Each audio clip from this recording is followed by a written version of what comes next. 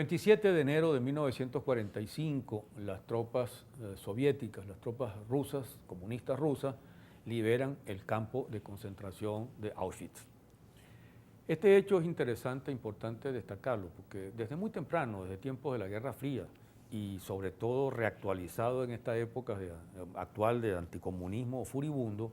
una de las tendencias de los analistas, historiadores de la Segunda Guerra Mundial ha sido disminuir la importancia del papel de los soviéticos e incluso borrar algunos hechos donde los soviéticos fueron protagonistas o reducirlos a otra cosa.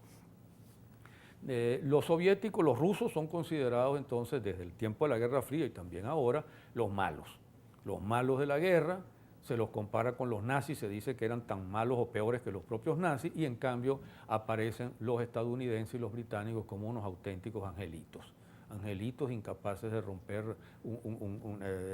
nada, de hacer ningún daño, y defensores absolutos de la libertad y la democracia, como todavía alguna gente ingenua sigue creyendo. De tal manera que se trata de minimizar el papel desempeñado por los soviéticos. Se trata de minimizar, por ejemplo, el extraordinario esfuerzo hecho por la Unión Soviética para resistir el embate de los nazis prácticamente sola. Se trata de reducir la importancia que tuvo Stalingrado, que fue la batalla decisiva prácticamente de la Segunda Guerra, y entonces ofrecer otras batallas distintas que fueron también importantes, pero que no tuvieron la fuerza decisiva que tuvo Stalingrado. Negar Stalingrado solo porque fueron los soviéticos. Y se trata también de negar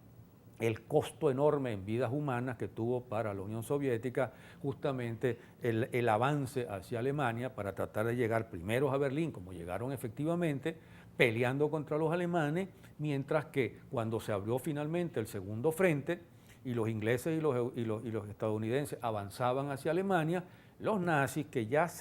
los veían a ellos como aliados anticomunistas y ellos veían a los nazis como aliados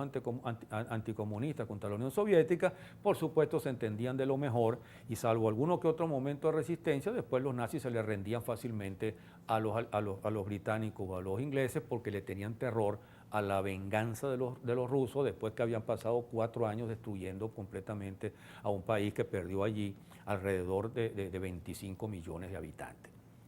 De tal manera que esas cosas entonces se borran. E incluso se destacan otras, por ejemplo, la masacre de Katyn, que fue una fea, espantosa masacre cometida por los soviéticos. Bueno, eso se habla en todos los textos y se la destaca cada rato. Pero el bombardeo de Dresden, cometido entonces por los británicos, un bombardeo absolutamente criminal, no se toca o casi no se habla. Y los bombardeos de Hiroshima y Nagasaki de los Estados Unidos, claro, no se pueden borrar, pero entonces se lo sigue tratando de justificar y de minimizar. De tal manera que esa es la onda. Y eso ha pasado con la liberación del campo de Auschwitz.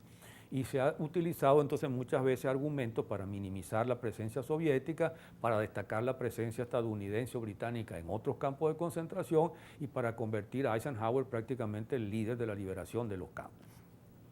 Yo no voy a referirme exactamente a lo que pasaba en Auschwitz. Sí, Auschwitz es el más grande y el más siniestro y el más espantoso de los campos de concentración montados por los nazis, y los crímenes cometidos en Auschwitz son verdaderamente una monstruosidad. El trabajo forzado, trabajo esclavo para algunas empresas alemanas como la IG Farben, los atropellos y los crímenes cometidos, los ensayos con vidas humanas, las cámaras de gas, los crematorios, el gas Ciclón B que se utilizaba en las cámaras de gas y que lo producía la IG Farben, etcétera, etcétera. Toda esa horrible monstruosidad, todos esos crímenes, evidentemente no es el caso justamente de analizarlos ahora porque no hay tiempo. Recordar que en ese campo de concentración de Auschwitz, que en realidad eran 3 campos de concentración y el nombre era Auschwitz-Birkenau, está situado en Polonia, a unos 40 y tantos kilómetros de Cracovia, y el cálculo que se hace es aproximadamente de 2 millones, mínimo 2 millones de asesinados, de muertos allí. Muertos de todo tipo, muertos por hambre, muertos de enfermedad, muertos de exceso de trabajo, muertos de torturas, muertos de fusilamientos y muertos en cámaras de gas y en hornos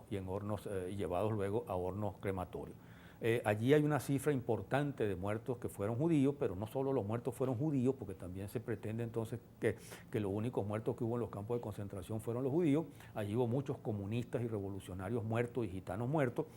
y particularmente en Auschwitz muchos de los muertos eran comunistas rusos y también revolucionarios polacos. Ahora bien, cuando se produce justamente la avanzada soviética, que comienza el 13 de enero de 1945 y empiezan a acercarse justamente al campo de concentración de Auschwitz, los nazis se ponen sumamente nerviosos, porque además están perdiendo la guerra prácticamente, y entonces deciden dos cosas. Deciden, por un lado, primero fusilar y matar a una parte de los prisioneros antes que llegaran los soviéticos. Por otro lado, deciden sacar entonces a otra parte de los prisioneros con parte de las tropas para llevarlos marchando, una cosa que se llamó la Marcha de la Muerte, y porque fusilaban a todos los que se cansaban y cosas por el estilo, para llevarlos a otros sitios y algunos para llevarlos a otros campos de concentración. Y por otro lado, decidieron quedarse con una parte de los prisioneros, los alemanes, una parte de las tropas alemanas, para enfrentar a los soviéticos. Los soviéticos llegaron allí prácticamente el 26 de enero, se libró una batalla feroz contra los nazis y el 27 los nazis fueron derrotados y los soviéticos tomaron y liberaron prácticamente el campo de concentración de Auschwitz.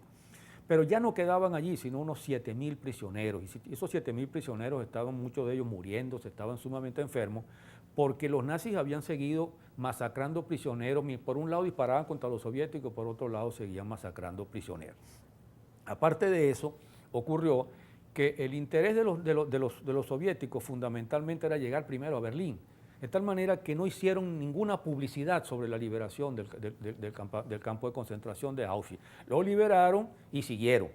Y entonces, unos meses después, los británicos y los ingleses liberaron otros campos de concentración, y entonces se hizo muy fácil para alguna gente ignorante o para alguna gente con interés en subestimar entonces la liberación del campo de Auschwitz por los soviéticos y atribuírselo también a las tropas